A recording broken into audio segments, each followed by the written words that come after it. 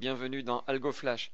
Aujourd'hui, nous abordons le Natural Language Processing, NLP, avec l'algorithme Word2Vect. Un problème majeur en NLP est l'observation de chaînes de caractères que l'on veut transformer en vecteurs numériques, W de RP.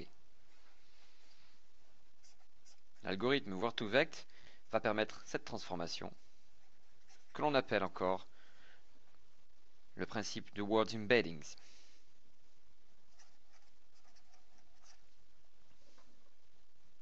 Dans l'histoire du NLP, une première tentative a été proposée qui consiste à représenter chaque vecteur par un atome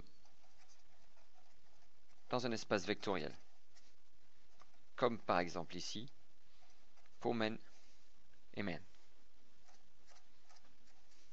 Cette représentation consiste à considérer chaque mot comme un vecteur de la base canonique.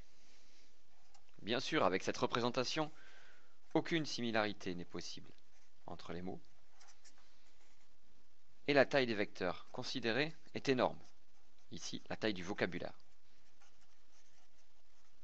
c'est-à-dire le nombre de mots de notre corpus.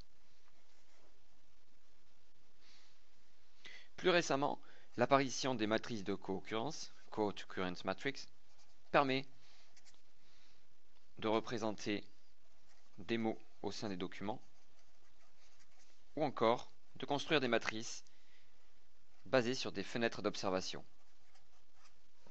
Le principe général de ces matrices de co-occurrence, basées sur les fenêtres, est de représenter chaque mot en fonction de ses voisins, c'est-à-dire de son contexte. Prenons par exemple un corpus très simple constitué de 3 phrases. I like deep learning. I like NLP.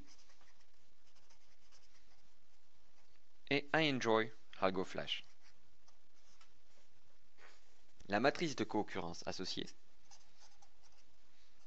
est la suivante.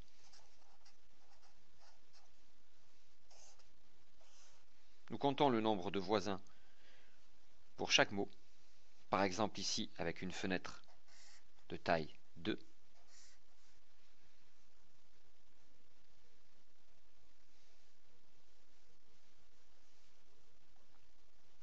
Nous obtenons donc pour chaque mot une représentation en un vecteur de taille, la taille du vocabulaire.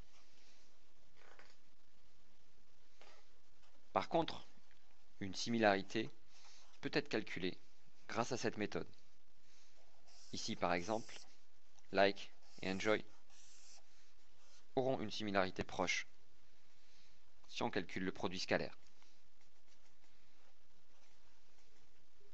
Pour réduire la dimensionnalité de cette représentation, on peut utiliser une décomposition en valeur singulière ou analyse en composante principale.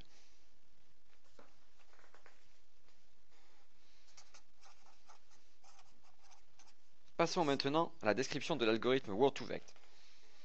L'algorithme Word2Vect est un algorithme basé sur la représentation des mots en termes de son voisinage, mais cette fois-ci, l'utilisateur choisit la dimension des données a priori, notée P.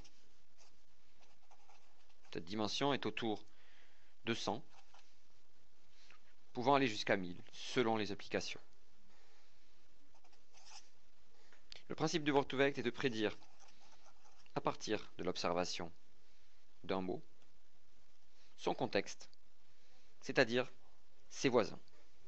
Pour cela, Word2Vect va apprendre 2 vecteurs pour chaque mot, la fonction objectif que Word2Vect va optimiser est la suivante.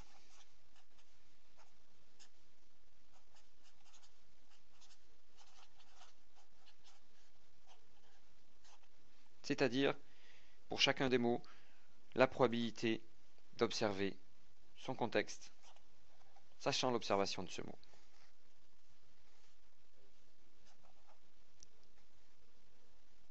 Ici, l'ensemble des variables W représente l'ensemble des représentations de chaque mot, c'est-à-dire l'ensemble des vecteurs représentant chaque mot, de dimension donc 2 fois le vocabulaire. Pour modéliser la probabilité d'observer un mot voisin sachant le mot courant, on peut utiliser par exemple ce modèle très simple.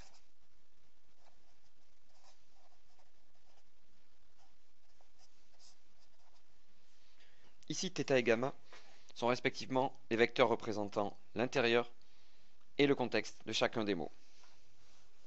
Il reste donc à optimiser cette fonction objectif grâce à une descente de gradient, de la manière suivante. En observant itérativement chacun des mots, on va apprendre θ du mot courant et gamma de chacun des mots du contexte, en réalisant une descente de gradient stochastique.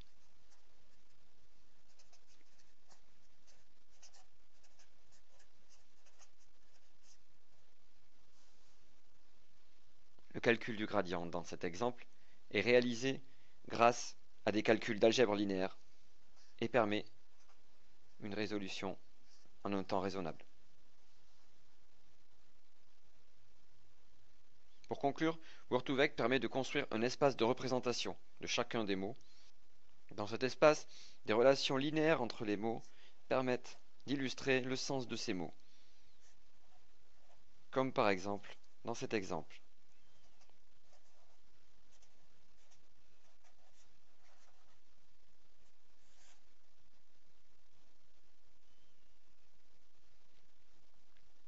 Par contre, il est assez lent pour de larges corpus, en comparaison de méthodes basées sur des SVD qui collectent une seule fois le corpus. Merci, à bientôt. If we are here not to do what you and I wanna do and go forever crazy with it, why the hell we are even here?